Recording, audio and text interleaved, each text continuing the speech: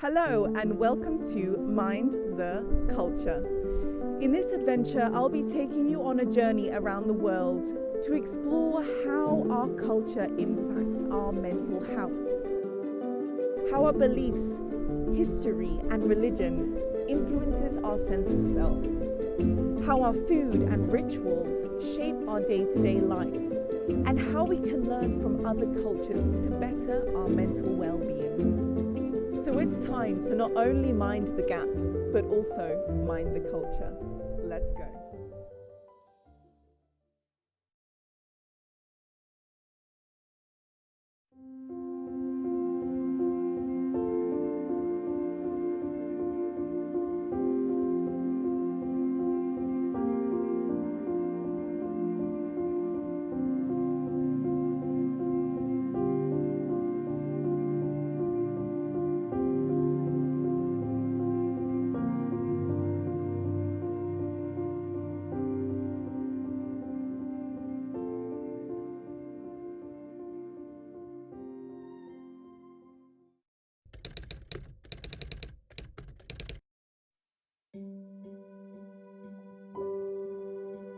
I grew up in Turin, Italy. I was born in the US, but then we moved to Germany, and my brother was born, I think, 2 years after we moved to Germany.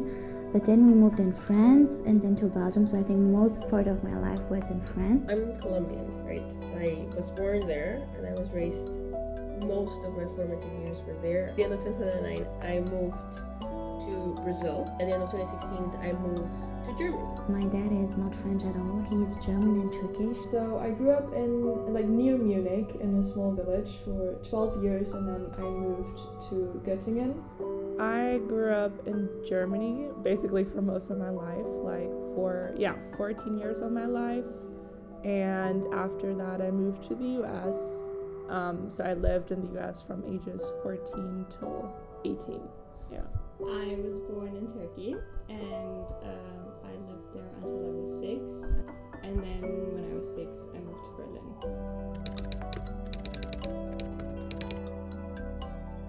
I think the French like to think of themselves as having academia that is very rigorous in everything, and also even in the culinary ways, the croissants and everything, that it's always want to be a bit exquisite. We're definitely very family driven, but also I guess most of us strive to be accomplished. In my culture, honor is really big. So it's a lot about appearance. It's a lot about status. We're also religious, obviously. We're all mostly Catholic or Christian. I think definitely it might sound weird, but punctuality and, as you said, being efficient, using your time wisely, definitely. I think German people in general tend to be very ambitious and very in their work, in their career. Let's start with Germany. I mean, I'm gonna throw the stereotypes in here. Punctuality, organization, and sometimes very rigid, and I feel like Germans are not the most flexible people. You're really taught to be proud of yourself, and actually that's what I really generally liked about the US. Oh my god, why are they all so proud of themselves, hyping each other up? It was really odd to me in the beginning. It was super odd. In Turkey, it's more family is the most important value.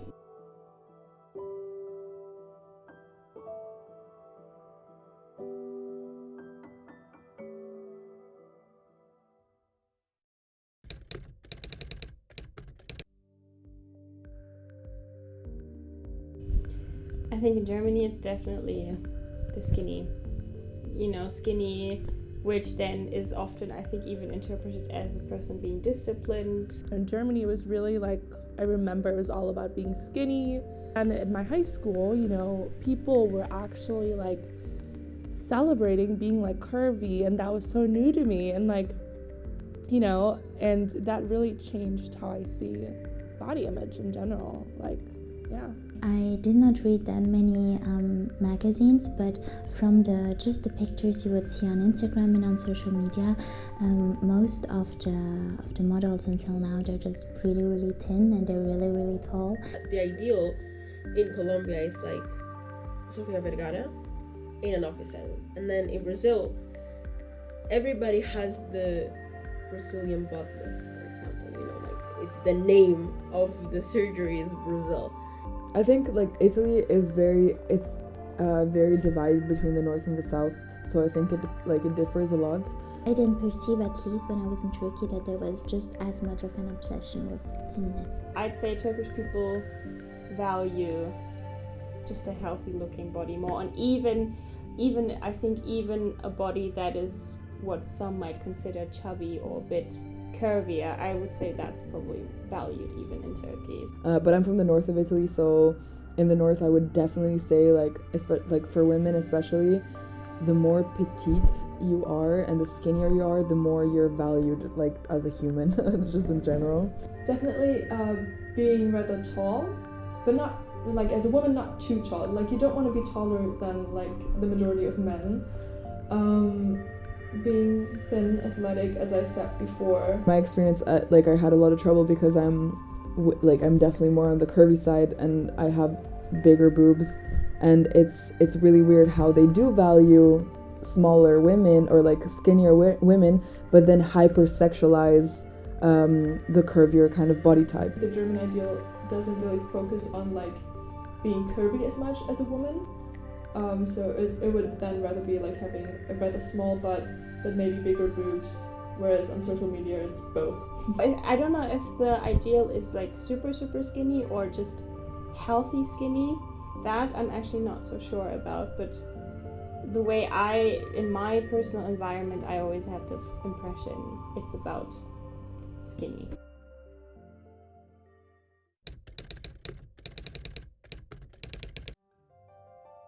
PE was always like physical education, PE.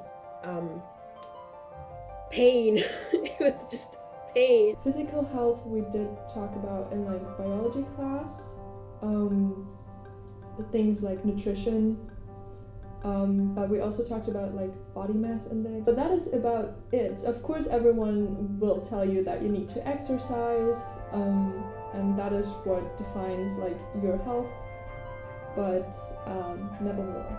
Sports was never presented as something that was good for you. We had to go to the nurse and weigh ourselves and then come back and do sports. The only thing that relates to health in some way was we talked about sex ed. Definitely not mental health. Definitely not that. Like literally from like it's more physical health for sure. And like there's a lot like this misconception that like being skinny is being healthy.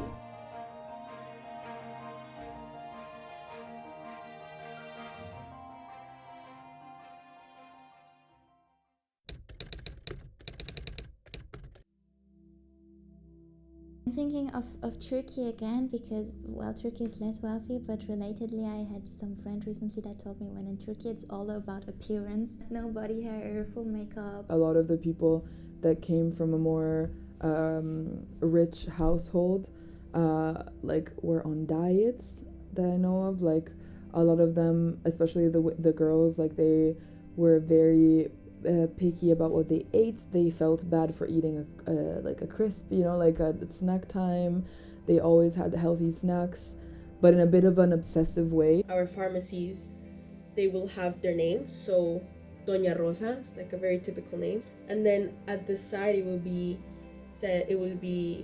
diet, have your summer body, and in the side it would say pesa, and it's like the weight, the scale. And then you can pay for you to weight yourself. The more your family already has status, the more you're pressured in maintaining that kind of status. So looking good, wearing like fancy clothes, and practicing sports and eating healthy, especially as a girl, as a young girl. Like plastic surgeries in Europe, it's forbidden to make publicity for it on TV or on the radio or whatever. Whereas in Turkey, it's normal. You open the TV and like there's some advertisement about getting whatever done. It's everywhere, and it becomes a way for people to make money. This cream, this tea.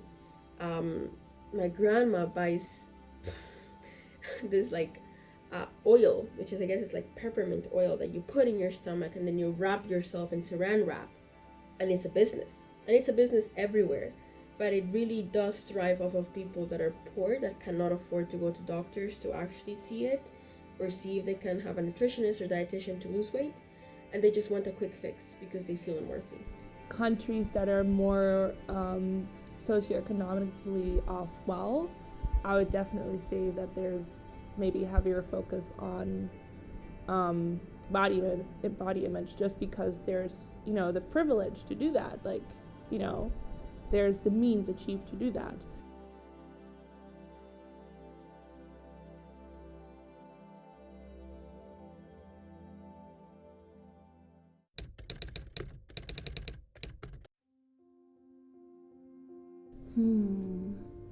Oh. Wow. What a question. What a question. Gotta love that question. I have grown to love it. I've come to learn to appreciate it. I don't know, I struggled with it a lot. I feel like not just am I curvier compared to a lot of my friends, I'm also way taller. What I dislike, I've always disliked my belly. There's a lot of things that I don't like, and it's mostly the fact that because of how much I've gained and lost weight, I have stretch marks. I have a belly, which, I'm trying to love, but I do have a belly.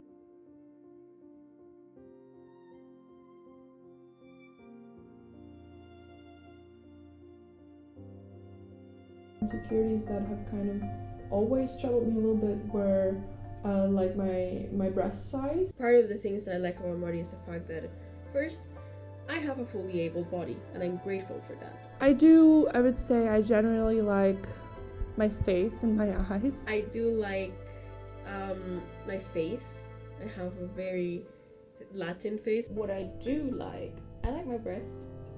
One of the things I like most, it's probably surprising because most people don't like it about themselves. I really like my stomach area.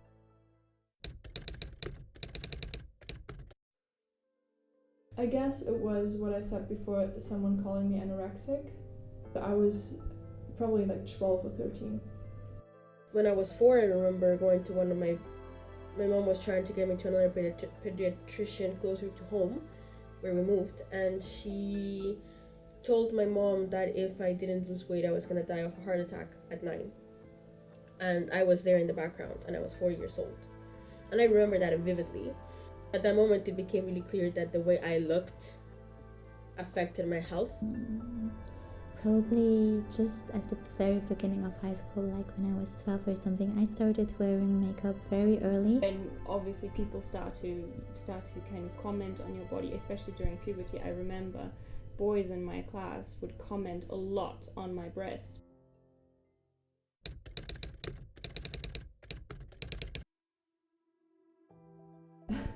I was at a friend's place with a couple of other friends, and we were playing a game. The question was, point to the most beautiful person in the room. And a friend of mine was there, and she's gorgeous, no questions asked. And of course most people pointed to her, and that hurt. Probably not the best game to play. And I was born big and chubby, as my doctor liked to describe me. I was also born very hairy, so my pediatrician used to call me furry monster, and he actually made me feel so comfortable with that, because even though for most people it's like, oh, why would you call a child that, he was just so nice about it, and it always like made me feel comfortable with like my own body, because it was just a cute little furry monster. Well, the first thing that popped into my mind was just these boys calling me a fat cow. So yeah, that was really not so fun. It was in school, and I think I was also like 13 or 12. And that was like also, yeah, the time I started becoming really like self-conscious of my body. And like some guys said it, and like they were all like laughing about it. So that really does something to you. But that was definitely not the only time. But it's definitely the first thing I could think of right now. I was at my friend's house, no, actually their garden, and I don't remember what I said, but I think I told her mom, oh, the skirt feels so tight around my belly, and then she said, well, not everyone has such a big belly like you. And I was like, thanks. Nice.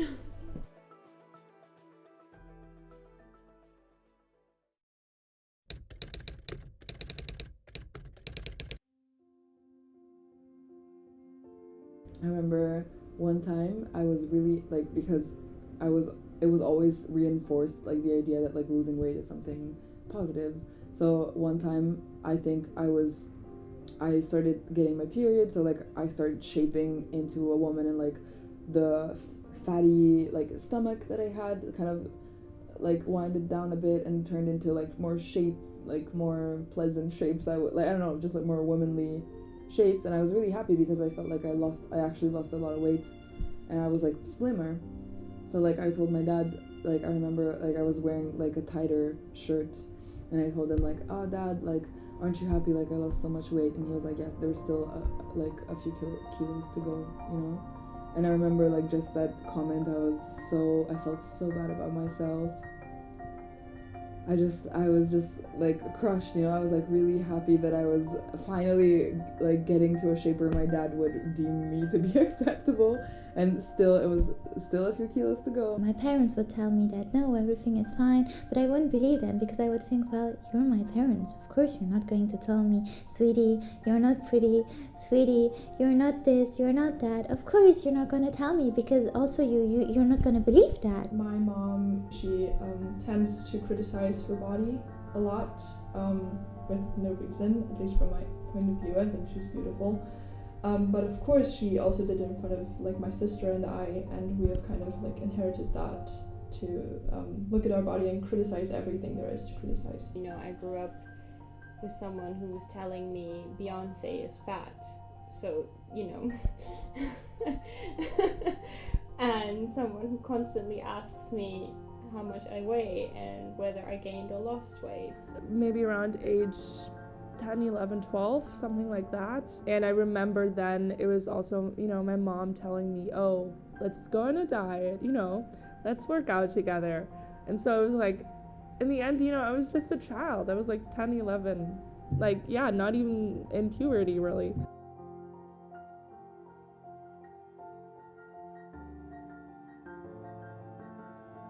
The more like attractiveness and value doesn't come from the way that you actually look. The more you love yourself, the more you accept yourself, the more you're truly 100% yourself as much as you can, and you try your best. I learned that whatever you do to your body, whatever you want to change, really make sure that you're doing it for yourself. She told me, well, everyone deserves to be under the sun.